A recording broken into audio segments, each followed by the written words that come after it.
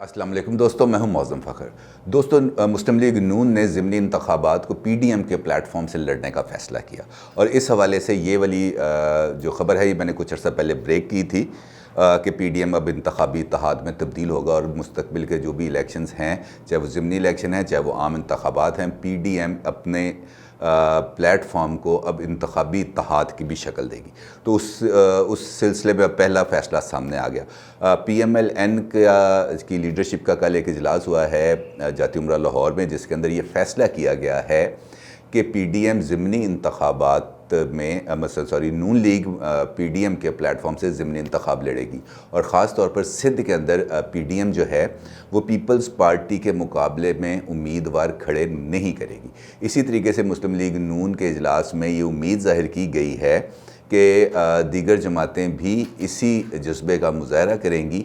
اور نون لیگ کی جیتی ہوئی سیٹوں پر ہماری حمایت کریں گے۔ تو اس سلسلے میں پیپلز پارٹی اور دیگر جماعتوں نے اپنے اجلاس بلا لیے، اور جلدی اس سلسلے میں فیصلہ ہو جائے گا۔ لیکن یہ بات اس حوالے سے اہم ہے کہ پی ڈی ایم کے بارے میں یہ بات بہت زیادہ پھیلائی جا رہی تھی حکومتی حلقوں کی طرف سے اور دیگر حلقوں کی طرف سے کہ پی ڈی ایم اب ٹوٹ پھوٹ کا شکار ہے اور کمزور ہو رہا ہے، لیکن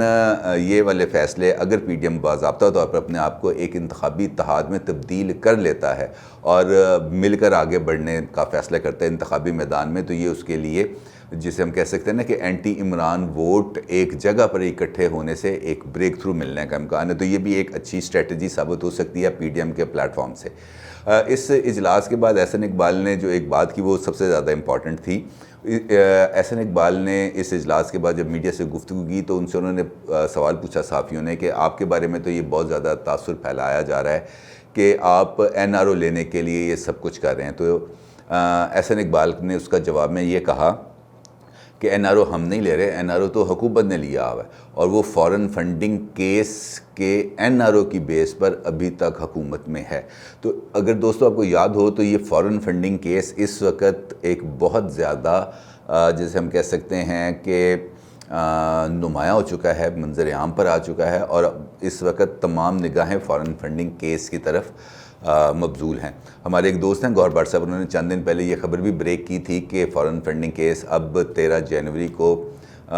لگ رہا ہے ہیئرنگ کے لیے الیکشن کمیشن آف پاکستان میں۔ آپ کو یاد ہوگا کہ فارن فنڈنگ کیس کے حوالے سے میں نے بھی چند دن پہلے ایک ویلاگ کیا تھا جس کے اندر میں نے فارن فنڈنگ کیس کے حوالے سے آپ کو بتایا تھا۔ اب فارن فنڈنگ کیس ایک ایسا کیس ہے پاکستان کی ہسٹری کے اندر جو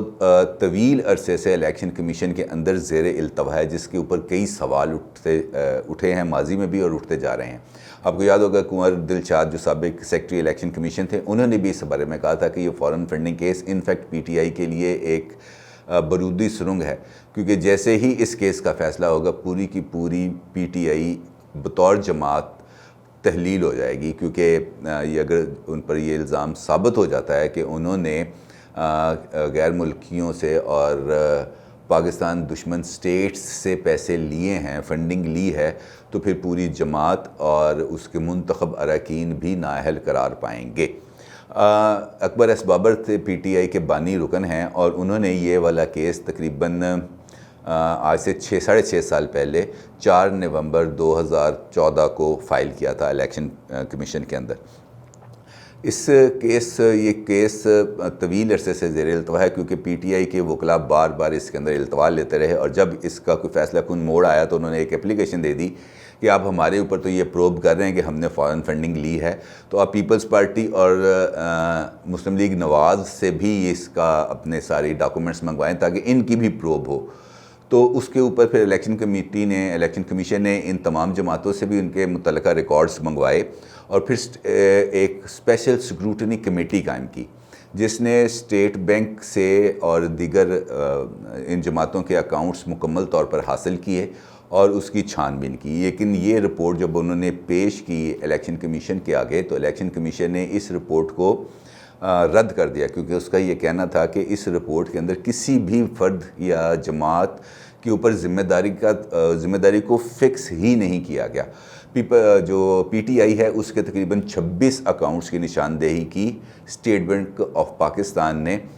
جن اکاؤنٹس کے ذریعے بیرون ملک سے funding I P T I کے لیے۔ تو اس کے بعد یہ کیس واپس چلا گیا اسکروٹنی کمیٹی کے پاس، اور اسکروٹنی کمیٹی کو کہا گیا کہ اپنی ٹھوس شواہد کے ساتھ اپنی رپورٹ فکس کریں ہمارے سامنے، تاکہ الیکشن کمیشن آف پاکستان کا جو ٹریبیونل ہے وہ اس کے اوپر حتمی فیصلہ جاری کر سکے. کیونکہ اگر رپورٹ مبہم ہوگی اور اس کے اوپر کسی کے اوپر ذمہ داری کو فکس نہیں کیا جائے گا تو پھر تو ایک نئے سرے سے ہم زیرو سے سٹارٹ کریں گے. لہٰذا اس کمیٹی کو 3 ہفتے کا ٹائم دیا گیا، اور یہ کہا گیا کہ آپ اپنی حتمی رپورٹ جس میں ذمہ داروں کا تعین کیا گیا ہو، اپنی ٹرو فائنڈنگز کے ساتھ وہ رپورٹ آپ ہمیں سبمٹ کریں. اب یہ بات ہے اگست 2020 کی، جب الیکشن کمیشن نے یہ سیکورٹی کمیٹی کی رپورٹ واپس سیکورٹی کمیٹی کو بھجوائی اور ان کو کہا کہ آپ ہمیں فائنل ورڈکٹ دیں، جس کے میں اور اس کے لیے ان کو 3 ہفتے کا ٹائم دیا گیا. لیکن اب 3 ہفتے تو سے زیادہ وقت گزرنے کے باوجود ابھی تک وہ رپورٹ نہ تو الیکشن کمیشن میں پیش ہوئی ہے اور نہ ہی اس کیس کی کوئی ہیئرنگ سٹارٹ ہوئی ہے، جس کی وجہ سے پی ڈی ایم نے 19 جنوری کو الیکشن کمیشن کے سامنے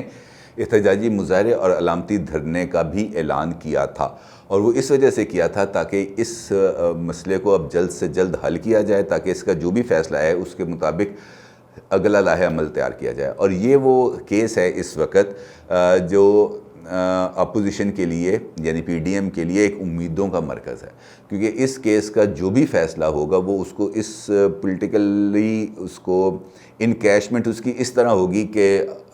جو اپوزیشن جماعتیں ہیں وہ اس کو اپنے حق میں استعمال کریں گی. الٹیمیٹلی اس کیس نے سپریم کورٹ میں جانا ہے اور سپریم کورٹ سے اس کا فیصلہ ہونا ہے، تو لہٰذا ضروری یہ ہے کہ الیکشن کمیشن جلد از جلد اس کیس کا فیصلہ کرے تاکہ یہ معاملات ابہام سے باہر نکلیں. اور ڈیفینیٹلی اگر یہ پی ٹی آئی کے حق میں ہوتا ہے فیصلہ اس کا تو پی ٹی آئی ایک سکھ کا سانس لے گی اور اپوزیشن کے اوپر چڑھ دوڑے گی کہ جناب یہ تو ہیں ہی جھوٹے، ہم تو پہلے ہی کہتے تھے یہ جھوٹ بولتے ہیں. لیکن اگر اپوزیشن کے حق میں اس کا فیصلہ ہوگا تو وہ پی ٹی آئی کے لیے جو اس وقت سپیس تنگ ہو رہی ہے اور اس کے لیے آپشنز محدود ہوتے جا رہے ہیں، تو سلیکٹرز بھی پھر اس کے اوپر سے نا تھوڑا سا اپنا ہاتھ پیچھے کھینچنے پر مجبور ہو جائیں گے، کیونکہ اس کے علاوہ ان کے پاس راستہ کوئی نہیں بچے گا. تو لہٰذا اب یہ جو پولیٹیکل ڈیولپمنٹس ہو رہی ہیں پی ڈی ایم کی طرف سے انتخابی اتحاد کی شکل اپنے آپ کو اختیار کرنا، فارن فنڈنگ کیس، اور پھر جو بیک چینل رابطے ہیں وہ اب بھی کس نتیجے پر پہنچیں گے، اسی سے ہی مستقبل کے اندر اب سیاست کا تعین ہوگا. کیونکہ آپ کو پتہ ہے کہ اب 3 ماہ کا تو آلموسٹ بریک آ چکا ہے، کیونکہ پی ڈی ایم نے اپنا جو لانگ مارچ ہے وہ کرنا ہے سینٹ الیکشنز کے بعد. لہٰذا اب ضمنی انتخابات ہوں گے، پہلے ضمنی انتخابات کے چکر کے اندر ملک بھر کے اندر جلسے جلوس اور ریلیاں ہوں گی، اور اس کے بعد سینٹ الیکشنز کے لیے جوڑ توڑ ہوگا. اور اطلاعات یہ ہیں کہ سینٹ الیکشنز میں بھی پی ڈی ایم اپنے سیٹ ایڈجسٹمنٹس کرے گی تاکہ سینٹ کے اندر زیادہ سے زیادہ نشستیں حاصل کی جا سکیں. تو اب یہ جو پولیٹیکل ڈیولپمنٹس ہیں وہ اس طرف جا رہی ہیں جس سے حکومت کے لیے کچھ مشکلات کا سامنا ان کو کرنا پڑ سکتا ہے. لیکن اگر حکومت اپنے کارڈز کو اچھے طریقے سے کھیلے، اور سب سے امپورٹنٹ بات جو میں بار بار کہتا آ رہا ہوں آپ سے بھی اور حکومت سے بھی یہ درخواست ہے کہ وہ جلد از جلد اپنے لیے اپنا کورس آف ایکشن کو طے کرے. کورس آف ایکشن سمپل ہے بہت زیادہ، اور وہ یہ ہے لوگوں کو ریلیف، اچھی گورننس. یہ 2 کام ہیں، یہ اگر ہو جاتے ہیں تو حکومت کے لیے مشکلات کم ہو جائیں گی. اور یہ چونکہ 2 کام گزشتہ 2.5 برس سے نہیں ہو پا رہے، جیسے میں نے آپ سے کل بھی کہا تھا کہ لوگوں کے لیے بنیادی ضرورت ہے کھانے پینے کی چیزیں. اور اگر جس طرح میں نے آپ کو کل بتایا تھا کہ گھی 270 روپے کلو ہو جائے اور چینی 130 روپے کلو ہو جائے اور پھر پھل سبزیاں سب کچھ غریب آدمی کی دسترس سے دور ہو جائیں، تو پھر حالات کسی کے قابو میں نہیں رہیں گے، کیونکہ پھر لوگ خود بخود آلٹرنیٹیوز کی طرف جائیں گے. اور وہ آلٹرنیٹیو ہے اپوزیشن اس وقت، چونکہ وہی اس موومنٹ کو لیڈ کر رہی ہے. اور جب عام آدمی اس سیاسی کارکنوں کے ساتھ ساتھ جب عام آدمی اس موومنٹ کے اندر شامل ہوگا تو پھر اس دباؤ کو روکنا حکومت کے بس میں نہیں ہوگا. لہٰذا یہ جو سچویشن اس وقت ہمارے سامنے بن رہی ہے اس کے اندر پی ڈی ایم کی طرف سے اپنے آپ کو ایک انتخابی الائنس کے اندر انگیج کرنا اور مل کے الیکشن لڑنے کا فیصلہ کرنا اور فارن فنڈنگ کیس کو مکمل طور پر فالو کرنا، یہ ان کے لیے ایک سیاسی جو ہے نا راستہ اور جس کے ذریعے وہ اپنے آبجیکٹیوز حاصل کر سکتے ہیں، اس کی طرف جانے کا بڑا ایک اسٹریٹ راستہ بنتا جا رہا ہے۔ اور حکومت کے لیے بھی اب ضروری ہے کہ اس کو بھی کچھ نہ کچھ اپنے کام پر فوکس کرنا پڑے گا، جو اس کے لیے بڑا مشکل ہے، کیونکہ اگر پرائم منسٹر یہ کہہ دے کہ جناب لاشیں بلیک میل کر رہی ہیں تو پھر تو معاملات بڑے خراب ہو جاتے ہیں۔ اپنی رائے کا ضرور اظہار کیجیے گا۔ آپ کا بہت شکریہ۔ اللہ حافظ۔